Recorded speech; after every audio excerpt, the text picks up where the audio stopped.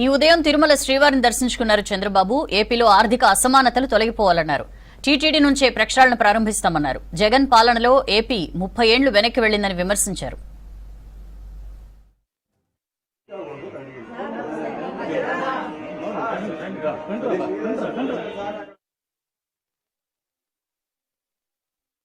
అమరావతి విధ్వంసం పాలైంది.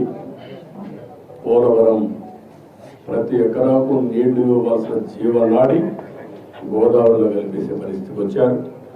ఈ రెండు కూడా మళ్ళా సెట్ చేసుకోవాల్సిన అవసరం ఉంది. ఏదైతే హైదరాబాద్ నగరం వల్ల తెలంగాణకు ఈరోజు హైయెస్ట్ పర్ క్యాపిటల్ ఇన్కమ్ కానీ మెరుగైన ఆదాయం వచ్చే పరిస్థితి వచ్చింది. అలాంటి ఎకో సిస్టమ్ క్రియేట్ చేసి మళ్ళీ ఆంధ్రప్రదేశ్ బాగు చేసుకుందాం. అందుకే ఈ రెండు ద్వేయాలతో మిగిలినవి చాలా ఉన్నాయి. ఆ విషయాలు నేను ఎప్పటికీ కూడా మాట్లాడతాను. ఈ విషయమే వెంకటేశ్వర స్వామిని కోరుకున్నది.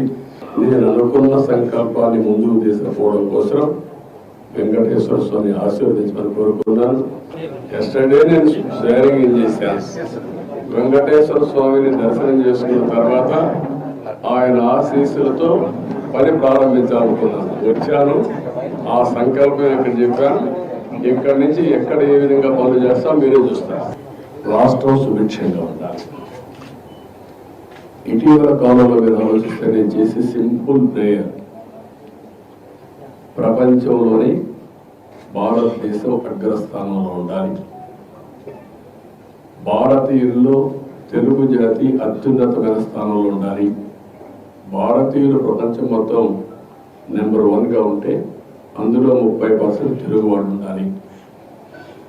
అదే సమయంలో నేను వెంకటేశ్వర స్వామి కోరుకునేది సంపద సృష్టించడం ఎంత ముఖ్యమో సృష్టించిన సంపద పేదవాళ్ళకి వెళ్ళాలి.